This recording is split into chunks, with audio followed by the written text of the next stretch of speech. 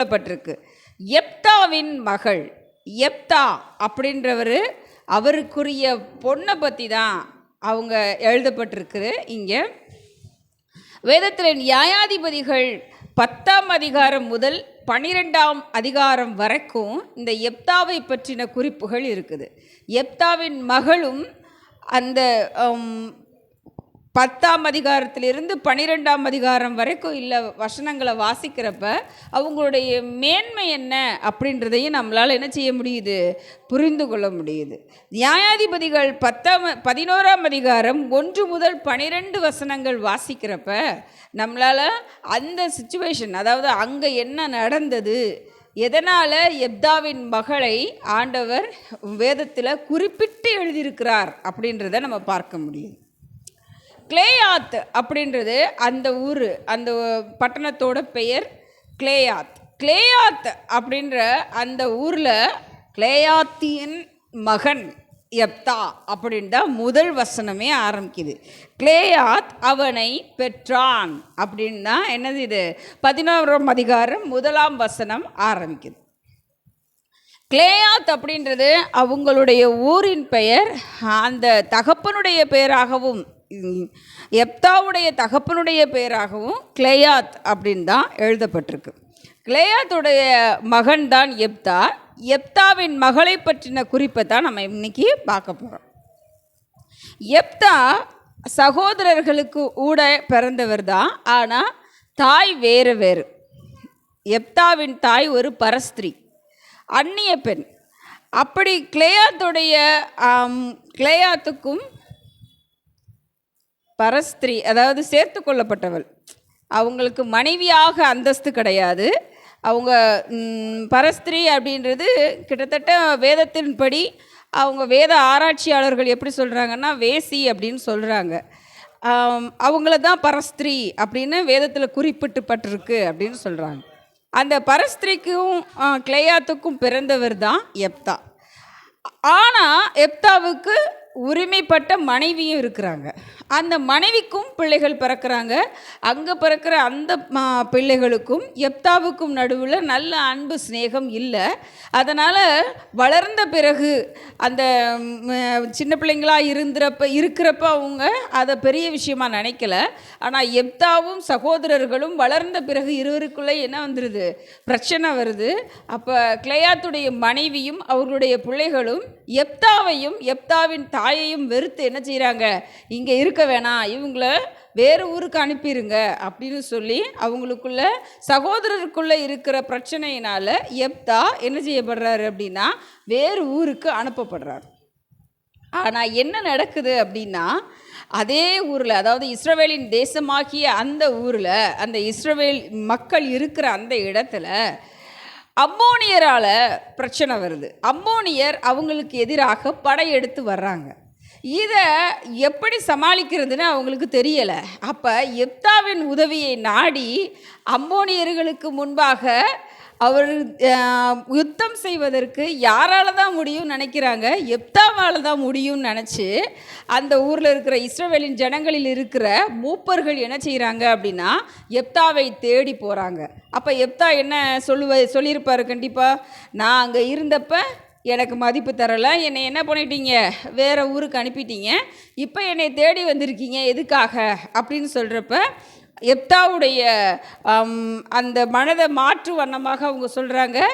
அந்த மூப்பர்கள் எல்லாரும் நாம் இருவருமாக என்ன செஞ்சுக்குவோம், ஒரு உடன்படிக்கை வச்சுக்குவோம், நீங்கள் எங்களுக்காக என்ன செய்யணும், தலைவராக, அதாவது தளபதி மாதிரி வரணும், அவங்களுக்கு எதிராக போராட்டம் நடத்துறதற்கு, அவங்களுக்கு எதிராக யுத்தம் செய்வதற்கு. ஏன்னா அம்மோனியரை சமாளிக்க இவர்களால் கூடாது, எப்தாவால் மாத்திரமே கூடும் அப்படின்னு அவங்களுக்கு தெரிஞ்சதுனால எப்தாவின் இடத்துல வர்றாங்க. அப்போ எப்தா ஒரு விஷயம் சொல்கிறாரு, நாம் இப்போ பெறப்பட்டு போய் அங்கே நாட்டில் ஜெயிச்சுட்டு வந்துடுறோம் அப்படின்னா நானே தலைவராக இருக்கிறதுக்கு நீங்கள் ஒப்பு கொடுப்பீங்களா அப்படின்னு சொல்லி எப்தா கேட்குறாரு.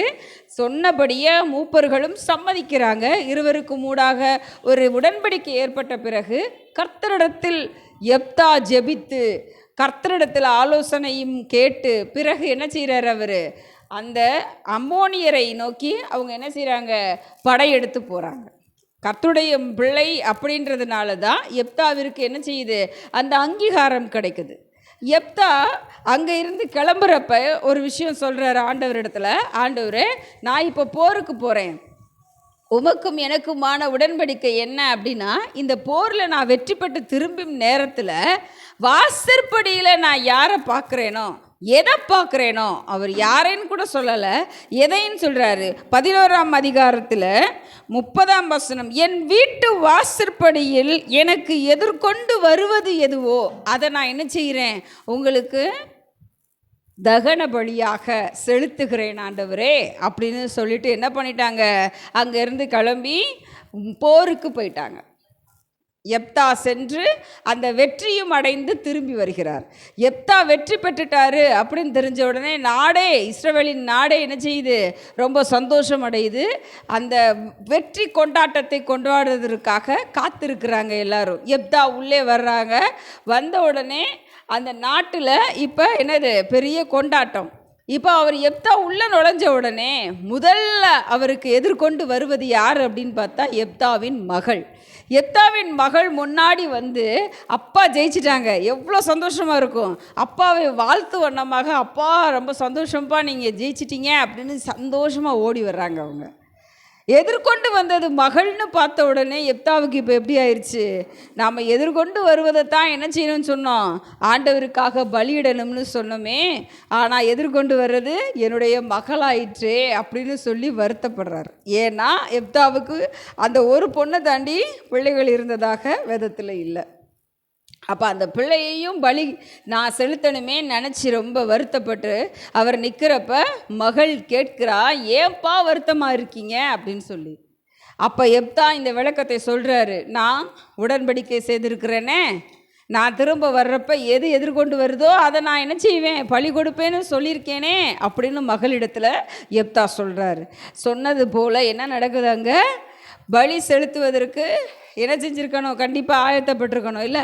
ஆனால் மகள் சொல்கிறாரு, ஒரு 2 மாதம் எனக்கு ஒரு இடைவெளி கொடுங்க, நான் என் தோழியரோடு சென்று என் கண் இமைக்காக நான் என்ன செய்கிறேன், போய் அந்த மலை தேசத்தில் போய் நான் கொஞ்ச நாள் ஒரு 2 மாதம் நான் சந்தோஷமாக சமாதானமாக இருந்துட்டு வரேன், அதுக்கப்புறமேட்டுங்க என்னை நீங்கள் பலியாக கொடுங்கப்பா அப்படின்னு சொல்லி செல்ல மகள் கேட்குறப்ப அப்பா என்ன சொல்லலை, இல்லைப்பா நீ போகாதன்னு சொல்லலை, போயிட்டு வாமான்னு அனுப்பி வைக்கிறாரு.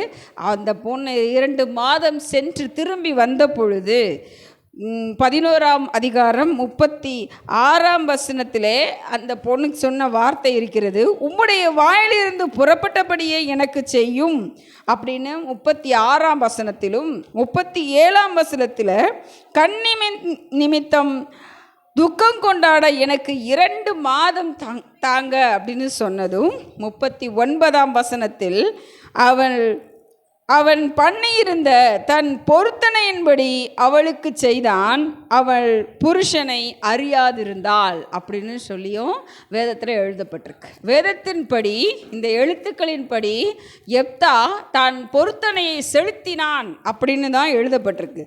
40ஆவது வசனத்தில் வருஷந்தோறும் இந்த மக்கள், இஸ்ரவேலின் மக்களில் உள்ள பெண்கள் என்ன செய்வாங்களாம், போய் 4 நாள் புலம்புவது இஸ்ரவேலிலே வழக்கமாயிற்று அப்படின்னு போட்டிருக்கு.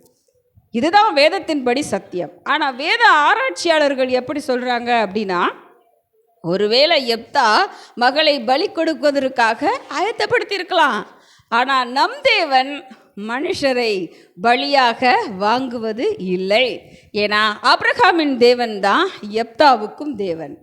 ஆபிரகாமுக்கு ஆண்டவர் சொன்னபடியே ஈசாக்கை பலி செலுத்துவதற்காக மோரியா மலையில் மேலே போய் அவரை பலி செலுத்துவதற்கு பலிபீடத்தில் படுக்க வைத்த பிறகும் அவர் மேலே கத்தி போட போகிறப்ப ஆண்டவர் தடுத்து, இந்த பலி எனக்கு வேணாம், இதோ அங்கே ஒரு ஆட்டுக்குட்டி இருக்குது, அதை எடுத்து பலி செலுத்து, எனக்கு உன்னை சோதிப்பதற்காகத்தான் இதை செய்தேன்னு எப்படி ஆபிரகாமுக்கு சொன்னாரோ அப்படியாக எப்தாவின் மகளும் காப்பாற்றப்பட்டிருப்பாள் அப்படின்னு சொல்லி வேத ஆராய்ச்சியாளர்கள் சொல்கிறாங்க.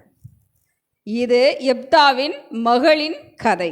ஆனால் நாம் இதிலிருந்து என்ன தெரிந்து கொள்கிறோம் அப்படின்னா, எப்தாவின் மகளிடத்திலிருந்து நாம் கற்றுக்கொள்ள வேண்டிய ஒரு 2 விஷயங்கள்னு பார்த்தா, ஒன்று, அவள் தகப்பனுடைய சோகத்தை, அதாவது வெற்றியை பார்த்த அவளுக்கு தகப்பனுடைய சோகத்தை தாங்கிக் கொள்ள முடியலை. தகப்பனை தன்னுடைய தோழனாக நினைத்தனால தான், அப்பா என்ன சொல்லுங்க, என்ன உங்களுக்கு மனநோவு, என்னிடத்தில் அதை சொல்லுங்கன்னு பகிர்ந்து கொள்ளக்கூடிய பிள்ளையாக நின்று கொண்டிருந்தார். அப்பாவுடைய பேச்சுக்கு அவள் மறுபேச்சு சொல்லவே இல்லை. இது மிகவும் பெரிய சந்தோஷமான நிகழ்வுன்னு தான் சொல்லணும். ஏன்னா இப்போல்லாம் இருக்கிற பிள்ளைங்களுக்கு தகப்பன் தாயினாலே எப்படியாகத்தான் இருக்குது, பெரிய விரோதியை பார்ப்பதை போல ஒரு வெறுப்போட ஒரு எண்ணங்கள் உள்ளதாகத்தான் இருக்குது. ஆனால் எப்தாவின் மகள் நமக்கு கற்றுக் கொடுக்கிறது, அப்பா சொன்னால் சரியாகத்தான் இருக்கும். ஏன்னா அவர் கர்த்தரிடத்தில் இருந்து வாக்கு பெற்றவர், கர்த்தருக்கு வாக்கு கொடுத்தவர். இதை நினைத்து தான் அவங்க அந்த தகப்பனை மதிக்கணும் அப்படின்ற ஒரு விஷயம் எப்தாவின் மகளிடத்தில் வந்தது. நாமும் கூட கர்த்தரிடத்தில் நம்மளுடைய தகப்பன் உறவாய் இருக்கிறார் அப்படின்னா, நம் தகப்பனுக்கு எப்படிப்பட்ட ஒரு அந்தஸ்து கொடுக்கணும், அப்பா சொன்னால் சரியாக தான் இருக்கும் அப்படின்ற ஒரு அந்தஸ்தை கொடுக்கணும். உன்னை பலி செலுத்து அப்படின்னு சொல்லி நிற்கிறப்ப தகப்பனிடத்தில் ஆண்டவர் பேசியிருக்கலாம், அதுக்கப்புறம் வேணாம் எனக்கு இந்த பலின்னு சொல்லியிருக்கலாம், பலி செலுத்தப்படாமல் போயிருக்கலாம், அது யூகங்கள். ஆனால் பலி செலுத்தும்படியாக அவள் நின்ற பொழுதிலும் கூட தன்னை ஒப்பு கொடுத்தாள். தன்னை ஒப்பு கொடுப்பது அப்படின்றது எல்லா பிள்ளைங்களுக்குள்ளேயும் இருக்கணும். ஏன்னா எனக்குன்னு ஒரு விருப்பம் இருக்கும், ஏன் விருப்பத்தை நீங்கள் கேட்க மாட்டீங்களா? இதுதான் எல்லா பிள்ளைங்களுடைய விஷயமாக இருக்குது.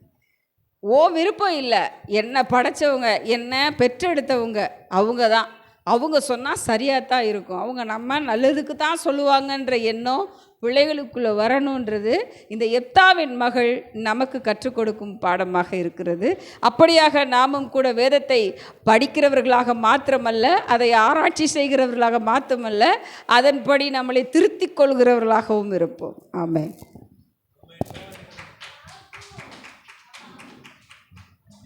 ஹல்லேலூயா.